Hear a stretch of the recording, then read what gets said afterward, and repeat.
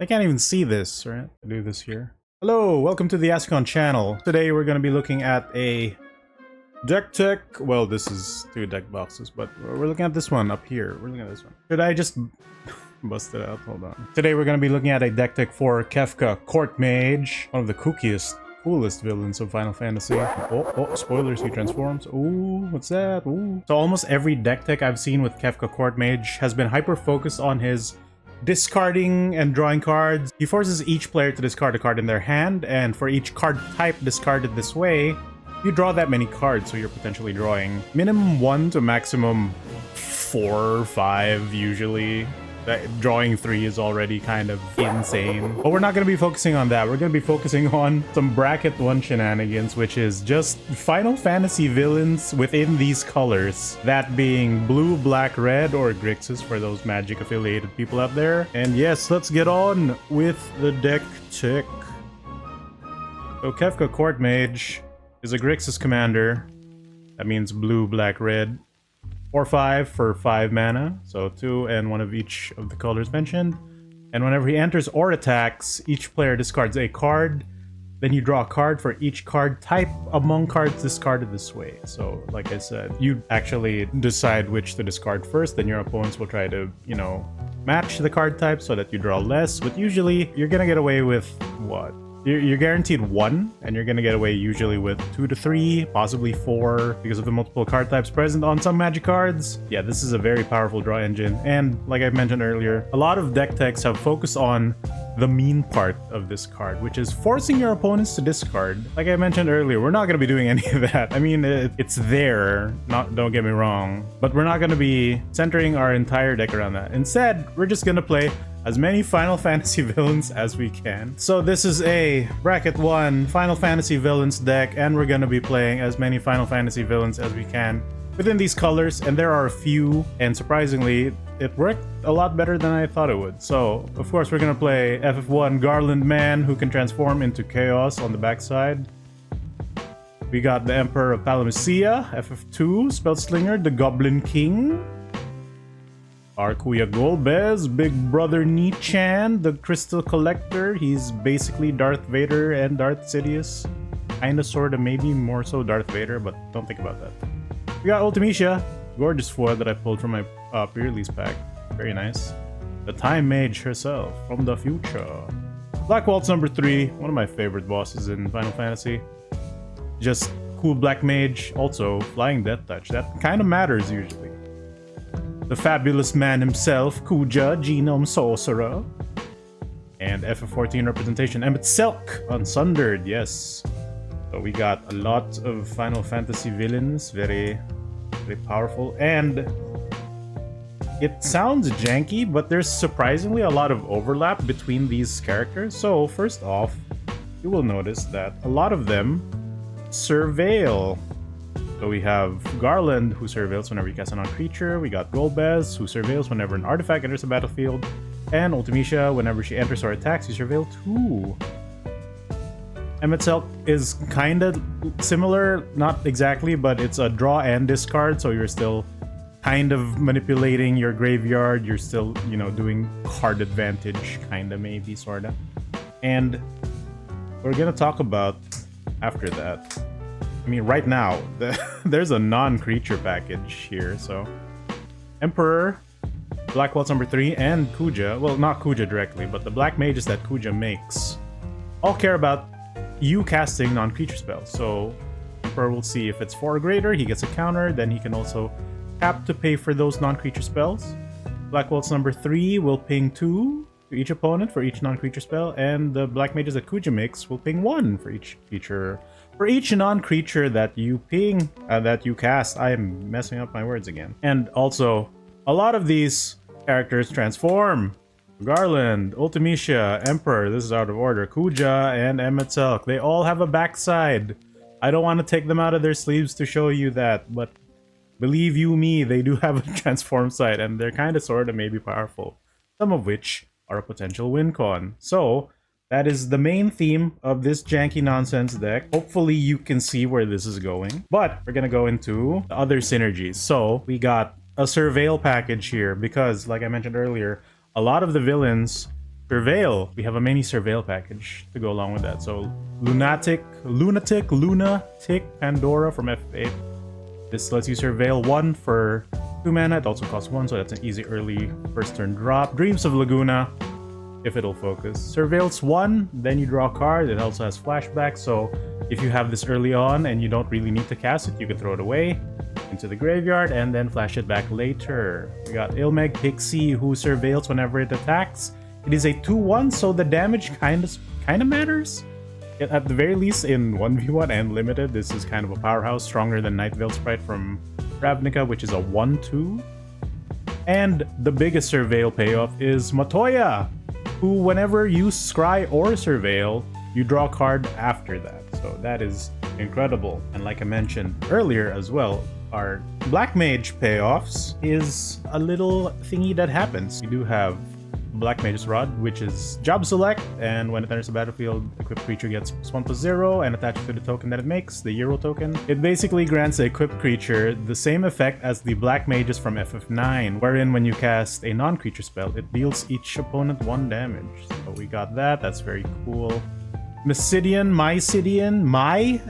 Elder, who is supposed to be a named character, but don't think about that. He also just makes a Black Mage, because he teaches them, I think, in the game.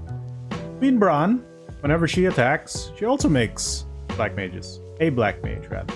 And she also has prowess, so sometimes people might or might not be incentivized to block, but hey, getting 1 Black Mage out is kind of already something. Cornered by Black Mages, oh my god, there's a lot. So you get to be a little meaner with this. You cause an opponent to sacrifice a creature of their choice, then you make a Black Mage. Resentful of... No, this is... Ooh, that is not supposed to be there.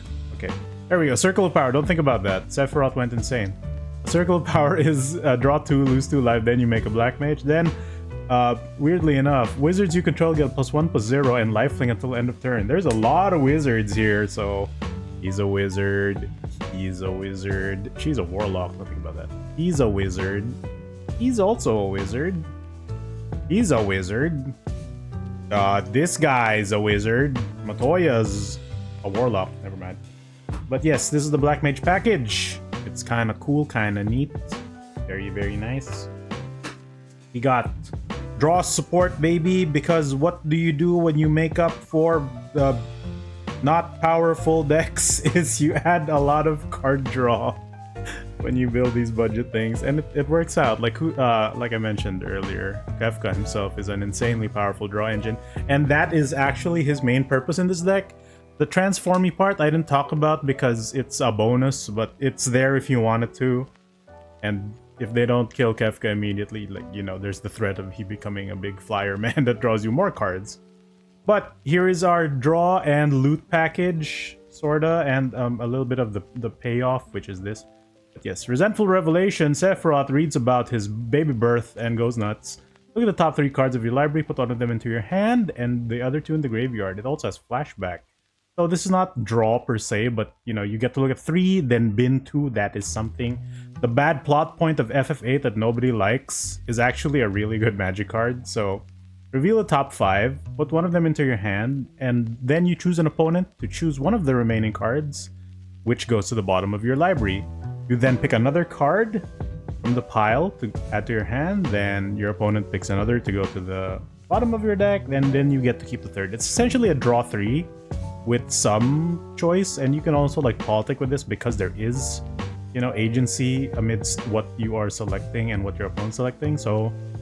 It also has flashback, and that's kind of neat. This has been a very helpful card. This one is also funny. It's a card game in a card game in a card game. This is just a draw 3, discard 2, and then if you happen to have a lot of cards in your graveyard, which you usually do, it transforms into a 4/4 vehicle that crews for 1, I think. It's also named Magic Card, which is a mount in 14. There it is, crew 1. The potato person flying. The Lelefels. Oh my goodness. Non-creature, also 4 mana or greater. That is something that matters. Lunar Whale, big booty for crew 1. You may look at the top card of your library at any time, so even more top deck manipulation kind of info, not manipulation, but you know. If this has attack, not even dealt combat damage, you may play the top of your card. If it's a land, you can play it. If it's a not, you can cast it. Very, very good. Underrated card. Lock Cole. He's kind of a blocker. Death Touch Lifelink. But when he deals combat damage to a player, draw a card and discard a card. So the Lifelink is nice, the Death Touch is nicer, and the loot effect is a bonus. There you go. Adventurer's Airship, the Struggler's Copter. I love this card. Crew 2, which is kind of annoying. But whenever this attacks as well, draw a card then discard a card. Easy non-creature cast. Shame it's not 4 mana, but hey, it's easier to drop. Our draw payoff. Thopter Fabricator. It's not a great one, but it's a decent one. So whenever you draw your second card each turn, create the Thopter artifact token with flying. Crew 2 4/4. So just more blockers or more things for Golbez to see, to you know, surveil away things you don't need. And since we're throwing away so many things into the bin, we need some return things cards, usually creatures in these colors, from our graveyard to our hand or battlefield. So we have Fight On, which is the official name of the Final Fantasy VII boss fight theme, fight music. Those who fight further, officially it has been translated to Fight On! Exclamation point. Features Aerith casting healing magic while Cloud is parrying I forget the name of that monster. It has enemy skill of some sort that you steal. But yeah, in Foily, so return up to 2 target creature cards from your graveyard to your hand. Surprisingly, it's an instant. Usually you see this effect as a sorcery, so this is cool. Dread Return, straight up reanimate the guy. It has flashback. That's okay. We might not have 3 late game, but still reanimate for 4. Another reanimate for 4. Zombify, classic. Foundations reprint, very nice. And X-Death version. So target creature, yeah, you return target creature from graveyard to the battlefield with 2 counters, 2+1/+1 counters on it. So you return them from the void. FT5, but who cares? We have a lot of lands, which I'll go on about later.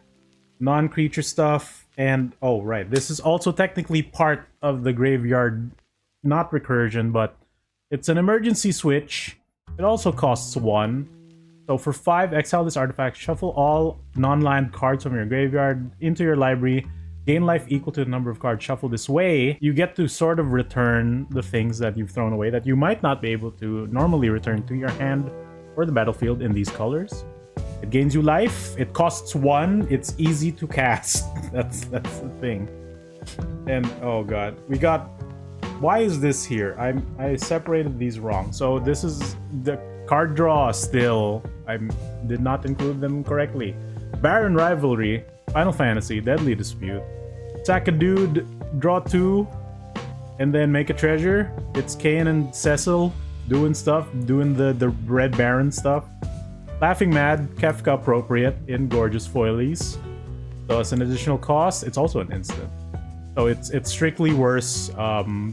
Thrill of Discovery, but it has flashback, so I'm okay with that. Plus it's in theme. Alright, that was supposed to be part of the draw package. We're on to our removal suite because we have to, right? We have to play some. This isn't a lot, but you know, it's something. It's better than nothing. So, Final Fantasy, Battle in the Big Bridge, Battle at the Big Bridge with Bartz and Gilgamesh. Destroy a creature if it has mana value 2 or less. If you have triggered Revolt, which is if a permanent has left your battlefield, you can now destroy a mana value 4 or less instead. Suplex, we gotta run the suplex. Exile target artifact or deal 3 to a target creature. If that creature dies, exile it instead. If there's a Doom Train, that's an easy meme target. Overkill, we have to. This is insane. So you can make something lose 9,999 toughness and they will just, you know, lose the will to live. Sephiroth's Intervention in foil. The Aerith Killer, spoiler alert, destroy target creature, you gain 2 life. Hefty 4, but I don't care, it triggers the Emperor, which is fine. Eject also triggers the Emperor. It's the Midgar Zolom yeeting Aerith out of the battlefield. Can't be countered, hasn't really come into play, but that's funny. You may bounce a non-land permanent and then draw a card. So the non-land part is kind of cool. I don't mind the 4 actually. We got Sweepers, sorta kinda maybe. Fire Magic, I guess it's modal, right? But it's tiered here, so you can choose a version by paying the extra cost. So you can ping everything for 1 damage if they're small. And if you pay an additional 2 with the red, so that's 3 total mana, you deal 2 damage to each creature instead. And if you pay a hefty 6 total mana, you can deal 3 damage. So if you're just concerned about tokens, the first 2 might be enough, so that's why it's in here. You got options, all right? So River's Rebuke, this is budget Cyclonic Rift for poor people like me. You bounce non-land permanents of only one opponent, but hey, that's still very cool, very powerful. Get rid of a problem, make them hate you, and hopefully they can't swing back. We do have some counter magic, some protection sorts. Not a lot, but you know, just enough that might matter. Negate, because its mana cost is low, and usually sweepers are in non-land, so sorceries are instants, maybe artifacts. But yeah, negate, very nice, gorgeous foundations foiling with the Ixalan art. I gotta love it. Counterspell! Of course! Nice spell you got there. Be a shame if something happened to it. We got memes. We got memes in Magic now. If I look for lands with some of the land searchers here, I look for islands first because of stuff like this. This is a thematic one. Swallowed by Leviathan from, I believe, FF2. Yes, FF2 right there. Choose target spell, Surveil 2. There it is again. Then counter the chosen spell unless the controller pays 1 for each card in your graveyard. So usually our graveyard is mega duper, super duper beefy from either surveilling a lot, drawing and discarding a lot, or just chucking stuff with this guy. So you get to, you know, discard each time he enters or attacks. So there you go. This is usually, like, it costs 3, which is annoying, but usually when you have this, it's loaded, primed, and you know they won't pay whatever ridiculous mana cost it's asking of you. Non-creature stuff, this is kind of, you know, generic stuff. I mean, this one is actually, at least. Foot Boots, Hexproof Haste, just for Kefka, you know, it's alright. Plus, maybe with some of your legendary creatures, your villains that you'd like to protect, not necessarily have them in the graveyard, you know, if you can't reanimate them fast enough or something like that. So that's cool. 2 mana, easy to drop, you know, trigger your Black Mages to ping dudes. Instant Ramen, which has flash because it's instant. In foil, without the Cup Noodles logo, sadly. When it enters, draw a card, so that's cool. It's a food, so you can sack it to gain 3 life, sure, but the non-creature end draw is kind of why it's here. This one I just pulled because I added because it's a PR foil, and it's kind of very nice because the Darkness Crystal, black spells you cast cost 1 less to cast. If a non-token creature an opponent controls would die, instead exile it and you gain 2 life. This is a good anti-sweeper card because if it's a board wipe that hits every player and there's a lot of creatures on board, you're gonna gain a ton of life and you're gonna just put everything exiled under this, because for 4 black, you may essentially reanimate anything that has died and gone to exile that the Darkness Crystal has seen, and it gets bigger with 2 counters, so sure. I haven't reanimated anything in any of the games I've played with this deck, but the fact that I have survived a living death, gained a ton of life, and essentially loaded this up with so many creatures, that was hilarious. Took away some win cons there. Sorry, Sephiroth users. I apologize, but not really. Land Searchers. So we got World Map, which is also gorgeously foiled F1. So it's kind of like Expedition Map. I kind of really like this card. So for 1, sack this artifact. Search your library for a basic land, reveal it, put it into your hand. If you pay 3 instead, you may search for a land card, doesn't matter what, then add to your hand. It only costs 1, which is dirt cheap to drop, and that's really easy. I can always look for a basic, and if I have the mana to spare, non-basics is fine as well. Call the Mountain Chocobo, makes a bird, has flashback, but it's here because it looks for a mountain. Non-basic mountain, may I say. So that's a cool F7 reference, FF7 reference for you. Ice Flan, it's a beefy boy, sure, it stun counters a thing, but island cycling for 2, easy, put the dude in your graveyard. Heal Gigas, it's the same thing, but he's a beefier trample haste creature. I mean, same stats. But mountain cycling, A, and sadly, I don't have a foil of this yet. But my favorite of the bunch, Bad Breath Malboro-chan, who does so many things when it enters a battlefield, is probably your best candidate to actually properly cast or reanimate, but also has Swamp Cycling. So there you go, your Grixis Land Searchers, your Extra Mountain Searcher, because that is the lowest number of land counts in this deck, and your anything or basic land searchers. Helps to, you know, fix your mana base and almost guarantees you at least a land per turn. Since we don't have access to green and real ramp, we have this guy, the Poo-Poo from FF8. It has flying 0/4. It only costs 2. But if you tap it, you may put a land from your hand to the battlefield. Take note, it doesn't say put it onto the battlefield tap. It just says put it onto the battlefield, so that's kind of insane. And until end of turn, this creature gains power equal to the number of towns you control. That doesn't really matter, but we do have towns in this deck. There's your payoff if you have too many lands in your hand. Speaking of ramp, here it is. Of course, we got Soul Ring, Arcane Signet, because we're running 3 colors. Mind Stone for extra draw, only costs 2. Thought Vessel, unlimited hand size, of course, because Kefka draws you so many cards. Sky Diamond, because I don't have spares of the Grixis Signet. Hey, Blitz Ball adds 1 mana of any color. Plus, if you hit with a legendary creature for combat damage, you can sacrifice it to draw 2 cards. Draw 2 cards. So another mana rock. Also a vehicle, so it might matter. It is a 5/5 after all. Cultivator's Caravan. It taps for mana and can smack for 5. And here for theme, and because it's also a non-land that costs 4, which might matter. Ring of the Lucii. It's a strictly better Sisei's Ring. Sisei's Ring! Got 8 mana rocks. I'd love to run more. If you have access to the Grixis Signets, the Izzet, Dimir, and Rakdos, run those, please. But since we're on a budget. And like, they're cheap. I just don't have spares. I said we had towns, and we do. And we're running all 3 of the adventure lands from Final Fantasy. Just because it doesn't, like, this particular one for blue doesn't really matter. But hey, it's a thing. It's a sorcery that costs more than 4. And you can be cheeky with it. Target opponent mills half their library rounded down if you want to be extra mean. Also, it's a land. And there's tap, sure. We got Midgar. Because, you know, FF7 represent, even though this is not an FF7 deck. But hey, this one is Deadly Dispute, kinda. Sacrifice an artifact or creature, so you may sacrifice a treasure token if you want or something, or instant ramen or whatever. Then draw 2 cards for 3, that's kind of okay. This one is within theme, because you make a Black Mage for 3 mana with Mage Siege. So, Lindblum, Grixis Adventure Lands. We got more towns just because. Budget decks, sure. There you go.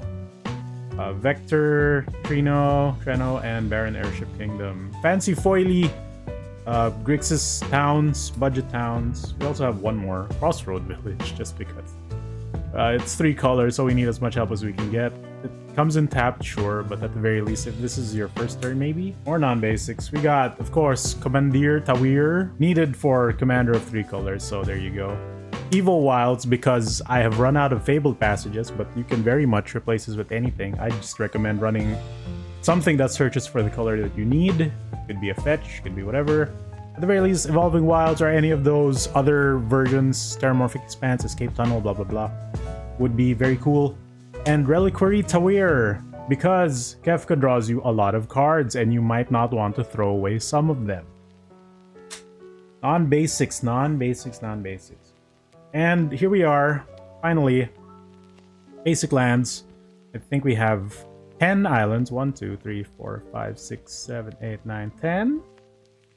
10 swamps. 1, 2, 3, 4, 5, 6, 7, 8, 9, 10. And 9 mountains. 1, 2, 3, 4, 5, 6, 7, 8, 9. There you go. 100 cards. Hopefully, this deck is interesting for you, dear listener, because I have had so much fun playing this. Hey guys, Future McGoy here. I've actually glossed over 3 cards because I think they got piled into something. Like, I know I said this is a villain deck, but hey, Quistis is here. Quistis Trap from F8. She's budget Snapcaster Mage. When she enters, you may cast target instant or sorcery from the graveyard, and mana of any type can be spent. You can throw away something like Choco Meteor and cast it later on, because this is one of the late game X-Spell win cons. It's the only X-Spell in this, and you just happen to also make a bird, but you know, this will kill someone, hopefully. And for the spice, a card that I really like, Realm Sketching, which lets you create a token copy of a target creature, artifact, or land. You can copy one of your opponent's commanders, big creature win cons, and whatnot. Or copy a Soul Ring if you need that utility.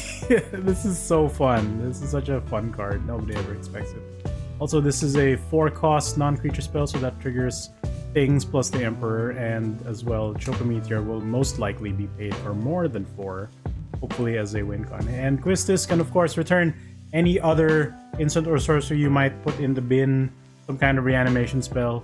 So yeah, Grixis villains plus Quistis, I forgot about that. Thank you. Bye-bye. Back to regular me. It's pretty much like, what does the deck want to do today? That's the theme that we're going for. Like, there's surveilling, that's cool, which is, you know, very helpful. You're just playing Grixis. There's, you know, the fun is trying to transform any of these things. Final Fantasy villains deck, super duper incredibly fun to play. All these baddies, all of them, all the time. You're gonna draw so many cards. It feels great playing this deck, I swear. I don't know, I'd say emergent is the word that I'm trying to describe, because your play pattern will depend on, of course, whatever you draw. You're not hyper focused on one thing in particular, but you are drawing a lot of cards. You are manipulating your graveyard to an extent. Very, very fun. No tutors, but of course you're free to add whatever you want. And this entire deck, at the cheapest possible version, only costs around $34 on TCG Player, withstanding, of course, the printing, because I pulled this one from a booster pack. But the base Kefka card, the base frame Kefka card is only like $5 as opposed to 10. The rest of them are super cheap. Like even the Adventure Lands aren't pushing $3. Yeah, I don't even actually know what the most expensive card here is. It might be Kefka. It might just actually be Kefka. Everything else here is at most $2. Oh, well, Emet is 3. That's it. Everything is like less than $1. Whoa, 9 cents, 7 cents for some of these cards. Very fun still. Like, please try this deck if you like Final Fantasy. If you just want to play as many bad guys as you want in Commander, this is the deck to do so.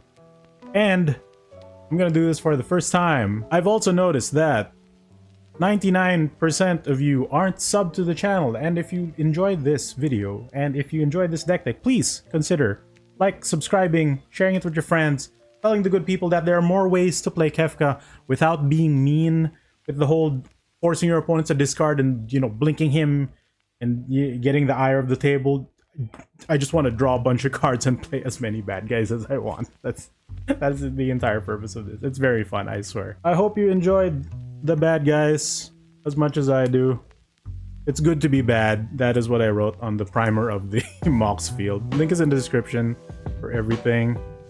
And hey, how would you build Kefka in this bracket 1 nonsense scenario, which is surprisingly powerful, but, you know, not, you know, super competitive, but this does a lot of stuff, I swear. Like, gosh, I've gotten so many surprising wins with this. But yeah, that's it.